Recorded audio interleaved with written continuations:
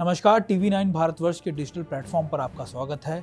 और आज बात फौज की में हम करेंगे बात ITBP की, यानी इंडो तिब्बतन बॉर्डर पुलिस।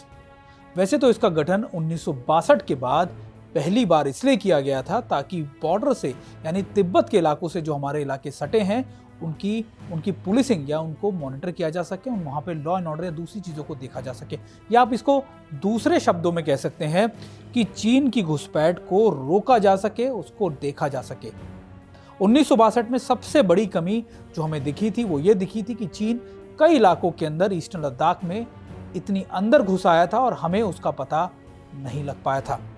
24 अक्टूबर 1962 में ITBP का गठन किया गया और इसको सबसे पहले लीड किया गया IB के एक ऑफिसर बलबीर सिंह ने।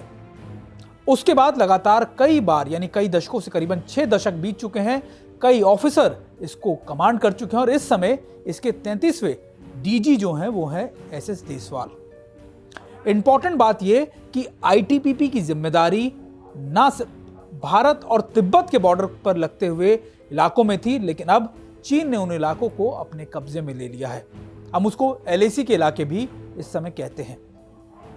एक इंपॉर्टेंट बात यह कि ITBP की शुरुआत जो है करीबन 4 बटालियन से की गई थी, लेकिन आज आने वाले वक्त के साथ, बदलते वक्त के साथ करीबन 7 बटालियन इस समय ITBP के LAC के अलग अलग इलाकों में तैनात की गई हुई हैं।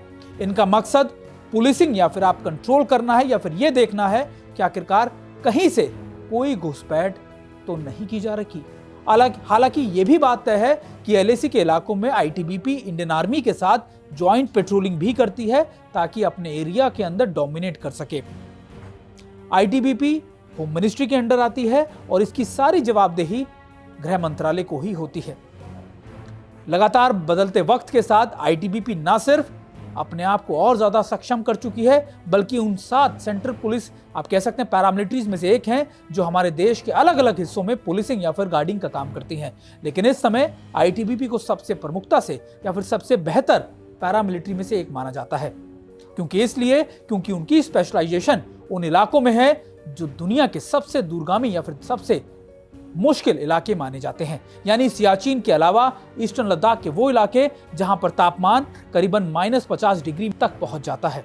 इसके अलावा सिक्किम, अरुणाचल और कई ऐसे इलाके जो LAC के बेहद करीब है, ITBP उनको गार्ड करती है और वहां पे तैनात रहती है।